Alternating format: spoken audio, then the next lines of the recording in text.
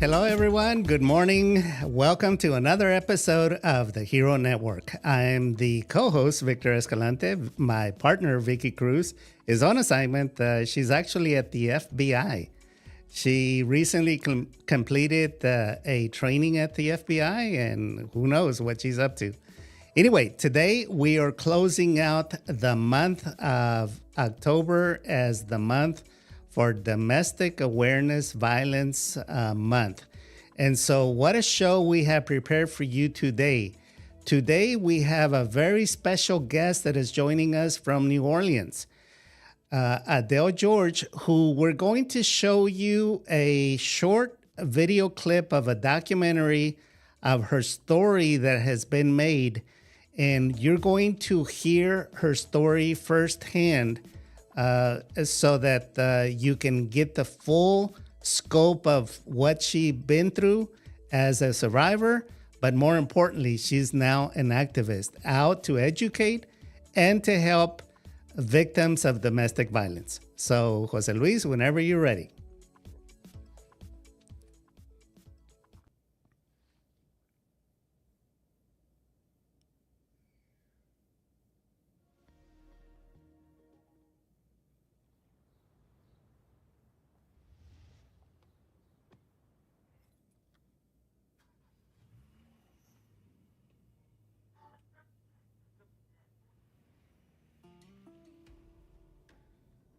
It was just a normal day. I got up that morning, got ready for work, and left. I wasn't aware that anything was going on. I was a teller at the Argent Bank in Oma. It was a small bank. There were about 5 or 6 people working in the bank that day. I was really looking forward to working there that day, to hang out a little bit more with some people that I knew. So I clocked in and got my day started like I normally do.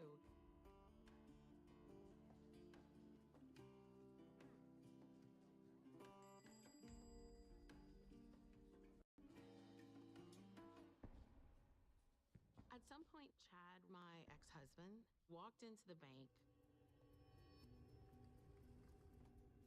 He was a Terrebonne Parish Sheriff's deputy, so he had his uniform on. When he walked in, my heart dropped.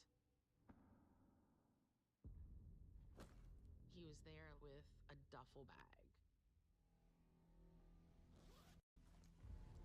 Before I had a chance to really register what he was doing, he pulled his gun out and shot into the ceiling and just told everyone to leave. But he wanted us and the tellers that were behind the counter to stay. At that point, he grabbed one of the other girls and started closing the blinds and started just shutting things down. And I was just like, what is going on? Like, what's going on? And I didn't ask any questions initially because I was like in shock. And I kind of realized he's locking us in here. And I was like, this isn't going to end well. He had us sit in front of the door. There were a group of 3 or 4 girls to my left, and then it was me, and then there was another girl, Pamela, who was sitting about 3 or 4 feet away from me. He was waving the gun around, And so he pointed it at me for a minute, and I really did think he was going to shoot me. And then he put the gun down for a second, and then he picked it up again. He pointed the gun at Pamela.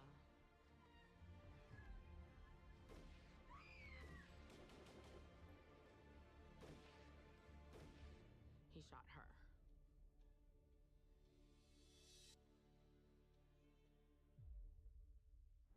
He killed a woman in the bank shortly after he entered the bank. So there you have it, friends.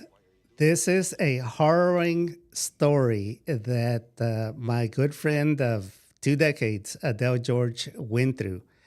I had some cursory knowledge of what her experience had been, but I never knew to the full extent of how traumatic this was until I actually started to get to know her story. Adele, welcome to the show. Thank you so much for the invitation. Adele, when did this happen? How long ago did this happen? This happened in 1996.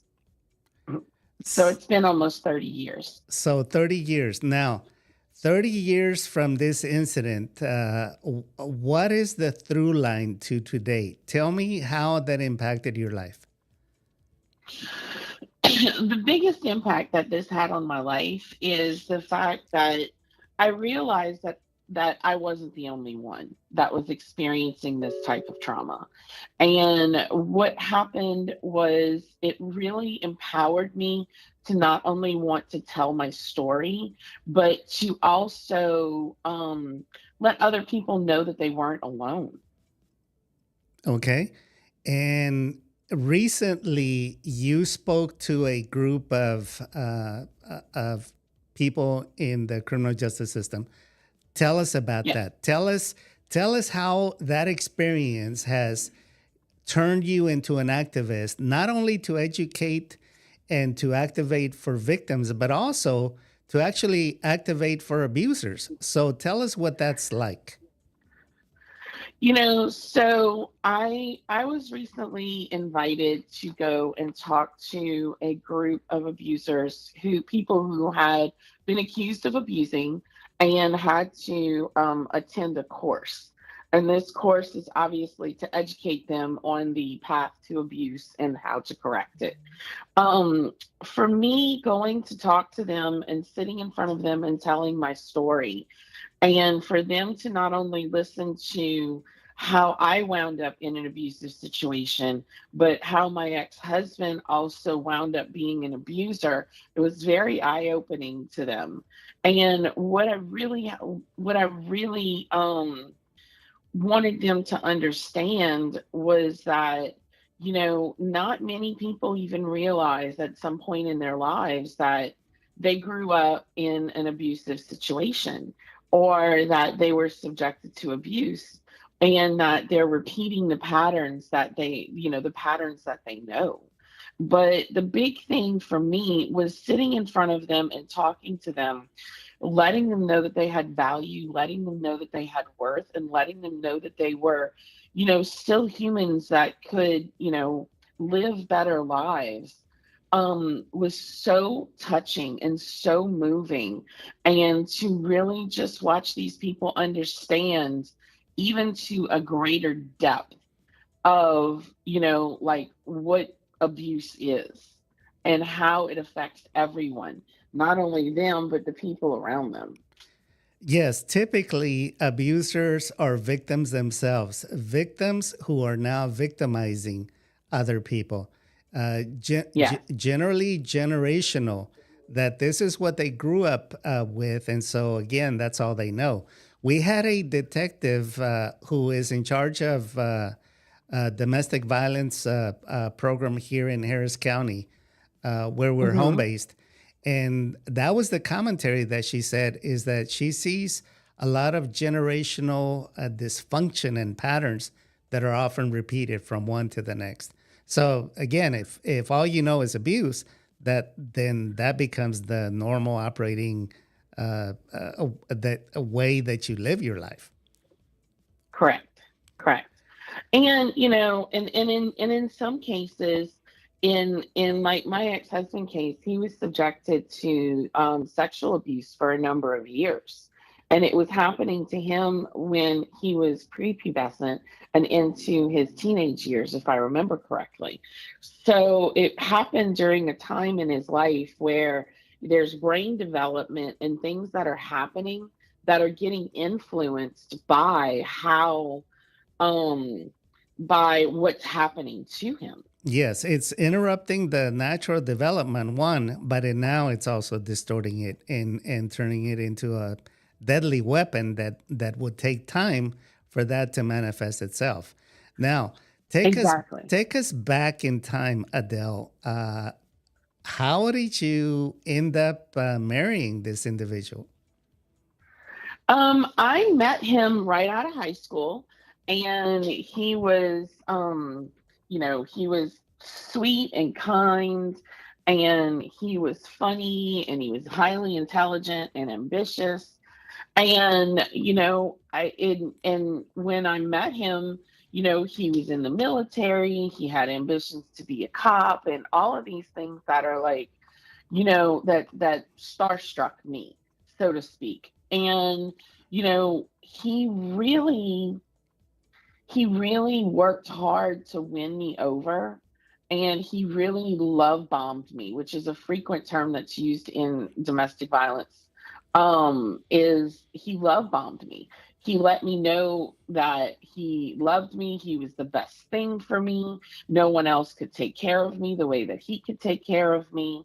And that was hugely impactful on the development of the relationship, especially for somebody like me, where, I didn't have the self confidence or the self value or the self worth to, to know that this was an excess or this was an extreme.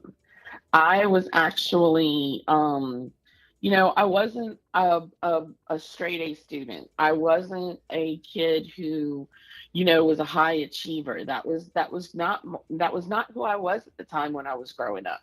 And so I didn't really have a lot of self confidence. And so to come in with somebody who all of a sudden made you feel like you were something, and that you were valuable, it was easy for me to get, looped into a very strong relationship with him.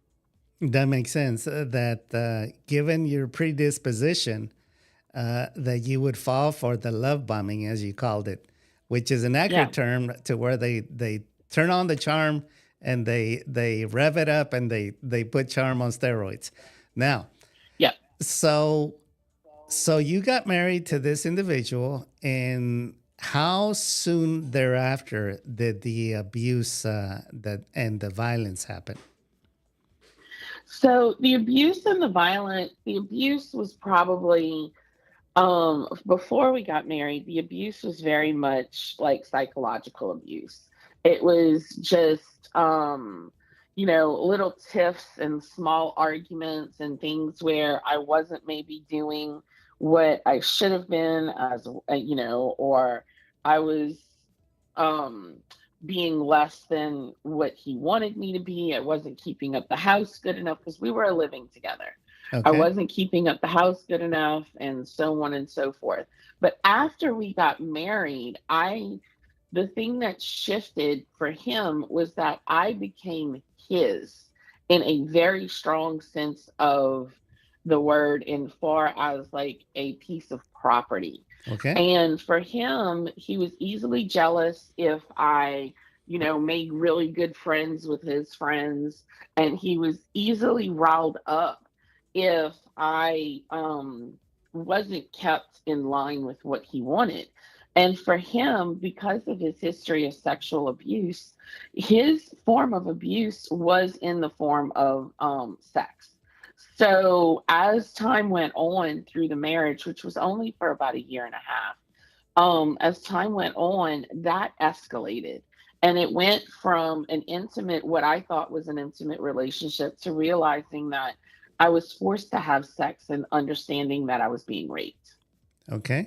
Now, uh, while that was traumatic, tell us what caused him to have a breakdown, because that's what literally happened. Is he had a mental breakdown that led to that bank scene where he murdered one of your coworkers, and then violated all the women that he was holding hostage for 24 hours. What was Right. it that caused the breakdown? So, maybe a week or two prior, I don't remember exactly, he had pulled me over. Remember, he was a law enforcement Right. officer. So he had pulled me over, and he had pulled me over to tell me that the divorce papers were ready. And, he was actually threatening me at that time as well. He wanted me to come and see him because he wanted to rape me, is what is essentially what he wanted. Me to go over to his apartment, and he wanted to rape me. But Okay. the big thing is that that he pulled me over for absolutely no reason. It wasn't like he did it in a way where I was speeding or ran a stop sign or a red light or anything. So what he did was not was inappropriate. So my dad then called his boss to let him know what happened, because my dad knew his boss. Unfortunately, his boss did not handle it appropriately, and it was a moment where, instead of maybe correcting him or talking to him and finding out what was going on, he actually like reprimanded him. And in the process of reprimanding him, my ex-husband prided himself on having a pristine, very polished um, reputation. So this was something that brought on, like, really tarnished him, and it brought that his life behind the scenes was actually breaking down. So it was a huge, I would assume, embarrassment to him, but at the same time became something that was obsessive to him. And that was the thing that kicked off his nervous breakdown, and which eventually led to him coming into the bank where I was working. What was the final outcome, Adele? The final outcome of the event itself. Yes. Okay, the final outcome of the event was he ended up being arrested. The ending of the situation, that hostage situation, ended like a scene straight out of a movie. SWAT team was everywhere. We were hauled off in an ambulance, hauled to the hospital, and then we had to go to the police department after that to recount what happened. But it was just he wound up he got arrested, and he subsequently has been convicted of both murder and the kidnapping charges. And so, and then one thing that I didn't mention was, earlier that morning he had pulled a woman over. One thing that I don't know if has been mentioned, but I didn't mention it. He pulled a woman over earlier that morning, brought her into a cane field, and raped her. So he was found guilty of the rape, and then for the murder, he was sentenced to death. And in 2014, the death penalty was overturned for life in prison. So he is currently serving the rest of his life in prison. He's actually been in prison since he was like 22 years old, and he's now about 52. Yeah, and he'll never be able to walk as a free man now. So that's No. a very dark and very scary situation. I want to pivot though to the positive aspect of this, Adele, and how you have turned into an activist to help, again, not only victims of abuse, but also abusers who have victimized victims. Tell us, Yes. in your advocacy work, what do you educate the victims to understand about domestic violence? I know that you are very familiar with the power and control wheel. Tell us about that. So the power and control wheel just basically breaks down the different types of abuse. We are not in competition here. Just because my story might sound worse than yours doesn't mean that my experience was worse than yours. Abuse is abuse no matter what it is. And the power and control wheel talks about different things like financial abuse, emotional abuse, physical abuse, using your children. And those there's many different ways that a person can actually um, abuse someone else. And sometimes it's so insidious that they don't even realize it's happening. Yes, they even what threaten victims with harming their pets Yes, yes, even because that as pets are well. like children, and so many Yeah, victims stay in that abusive relationship because again, imagine the thought of you losing your pets at the hands of an abuser. right, right. And I mean, and you're scared for yourself to begin with. And you don't know how dangerous this person is. You don't necessarily know what they're capable of. And, as we know, the majority of women who are murdered by a partner. Yes. We had, as I mentioned previously, callers, this detective, you can go watch the previous show that she said, excuse me, it wasn't the detective, it was the executive director of the homeless shelter, the Bridge Over Troubled Waters, that she said that according to statistics, a, victim of domestic violence, the chances of her being murdered run up to 700% upon leaving their abuser. So that's alarming because again, not only do you have to be very careful in the steps that you take to leave the abuser, but also you have to seek protection. Comment about that.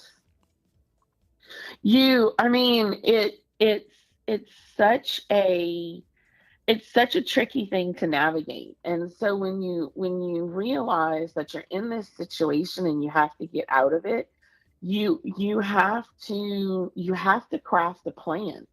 And you have to find a shelter, you have to find a place to go, and you have to craft a plan in order to safely get out. And not always, when law enforcement is called, the laws vary by state.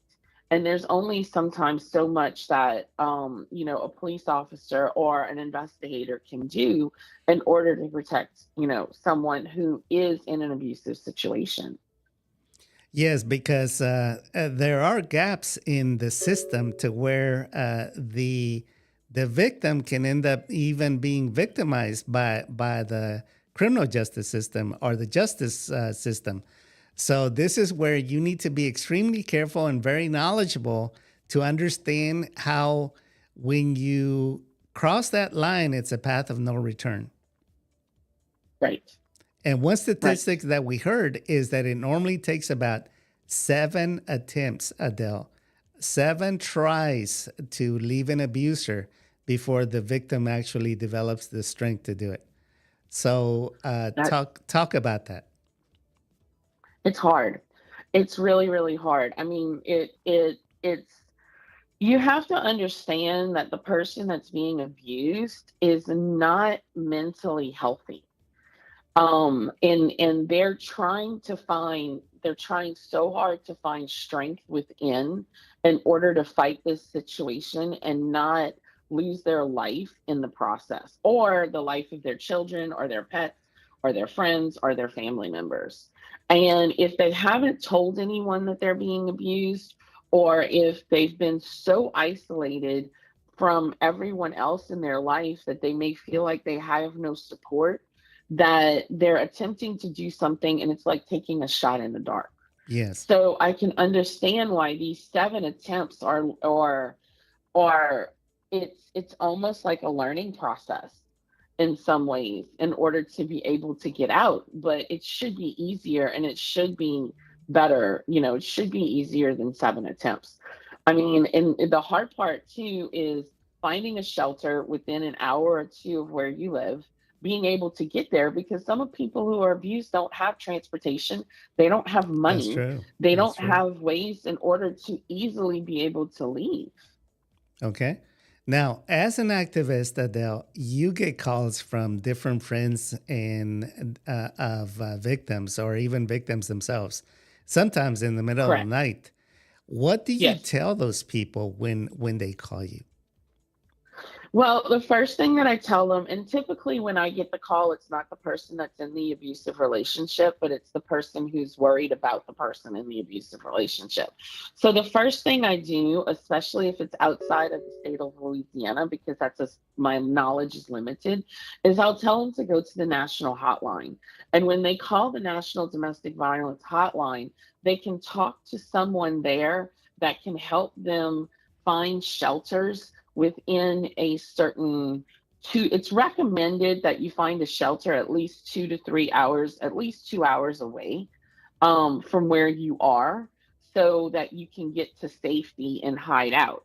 So they can recommend shelters and give you information. However, the person who needs to leave is the person that needs to make the phone call to the actual shelter. Okay. No And one can so make it you for you, can right? No, no, no one can make it for you, but you can gather the information. Okay. You can gather the information. You can help them with like a duffel bag of clothes and maybe some cash and maybe a burner phone from Walmart, because they can get traced by their cell phone. They can get traced by credit cards. So these are things that they can use cash in order to get from point A to point B without being traced. They can use a burner phone so that no one knows who they're calling, how they're calling them, and you can buy those calling cards, for, to buy minutes from Walmart or a gas station these days in many cases. Why is that important, So Adele? Why is that critical? the the burner phone, Yeah. so that because if they have access to your phone records, they can call the people that they can see the people that you're calling. Okay. And cell phones can be tracked Yes. because they can put apps on a cell phone that like a Life 360 or Find Friends, like on your Apple phone, Mm-hmm. that your iPhone, that track you, and they can tell the abuser exactly where you are. So you have to ditch that phone Yes. completely. The phone has to be essentially destroyed or ditched in some kind of way. Pretty much. Adele, tell us about any experience that comes to mind of someone that through your advocacy that you were able to guide or to help get out of an abusive relationship. Yes.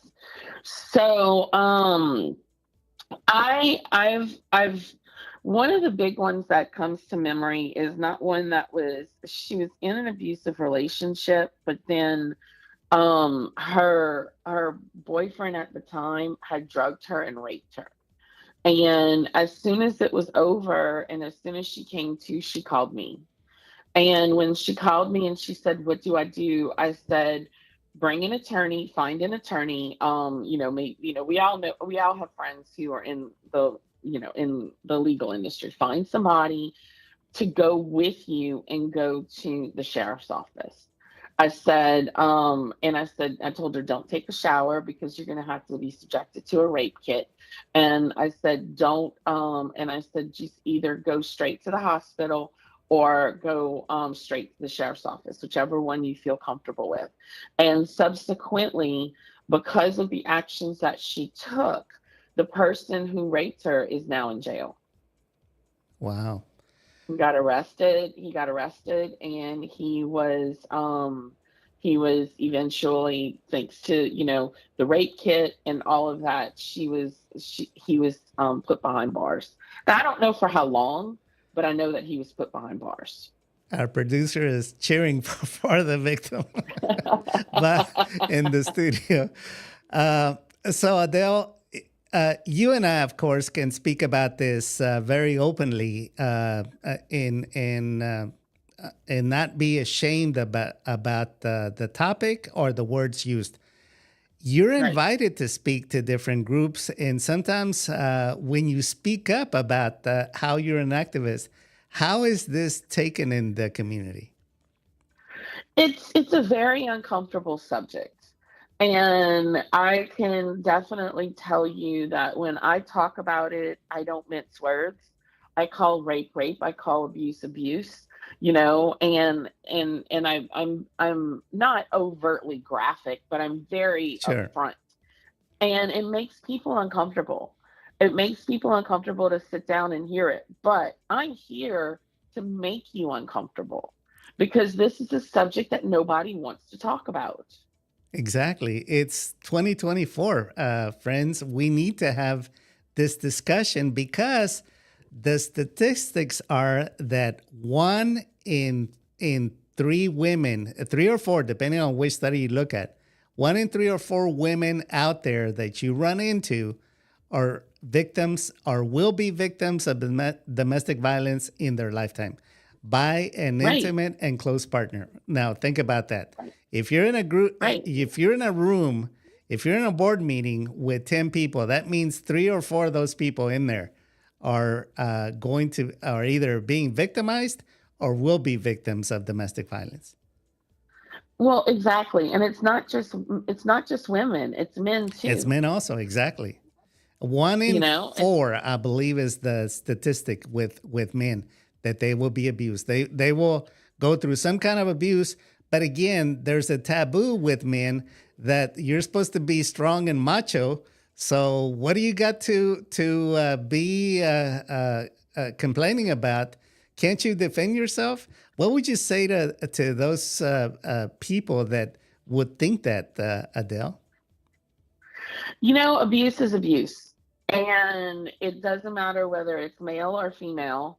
Abuse is abuse. And if you're afraid for your life, you're afraid for your life. Yes, that's you right. know and it's if anybody can be a scary human being, and if you're put in a situation where you're being abused, and you're a male, it's still scary. It's still, you don't know what to do, because women in female abusers are just as capable of stalking and all of the other cunning behavior that men do as well.